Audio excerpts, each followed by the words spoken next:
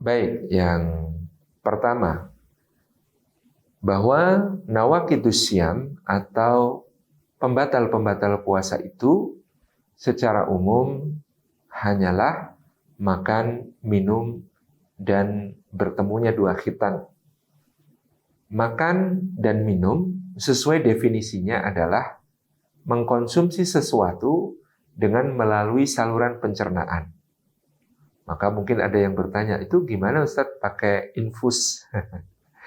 Pakai infus. Kemudian karena tidak melalui saluran pencernaan maka tidak dipersoalkan.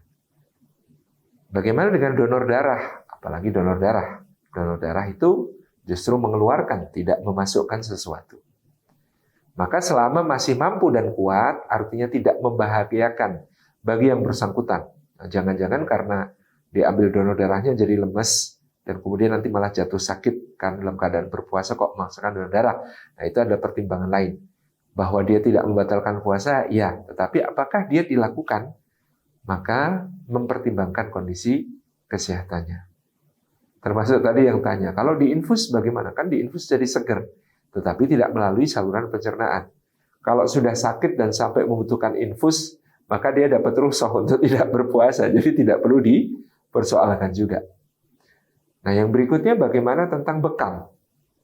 Ada hadis memang ketika Rasulullah melalui dua orang yang sedang berbekam, ya, yang satu membekam yang lain, kemudian Nabi SAW mengatakan dalam kalimatnya, yang dibekam dan yang membekam telah berbuka atau puasanya batal.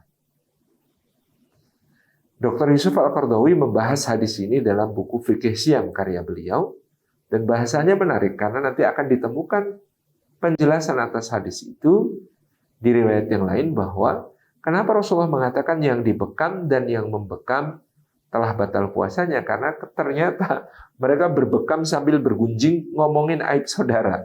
Makna Rasulullah mengatakan telah batal puasanya adalah telah batal pahala puasanya, telah rusak pahala puasanya karena mereka berpuasa tetapi bergunjing atau membicarakan aib saudara.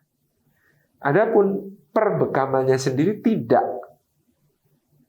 menjadi persoalan. Jadi si tukang bekam dan yang dibekam ini disebut Rasulullah telah batal puasanya atau telah rusak pahala puasanya, itu bukan karena berbekamnya, melainkan karena mereka bergunjing, bergosip. Maka secara umum berbekam tidak membatalkan puasa. Tentu harus diperhatikan apakah kemudian secara fisik dia mampu untuk berbekam. Ya tadi sama kasusnya dengan donor, karena dikeluarkan darah, apakah kemudian tidak menjadi lemah dan lalu kemudian menyebabkan sakit atau tidak. Ini perlu pertimbangan-pertimbangan khusus. Nah, bagaimana kemudian dengan obat tetes mata?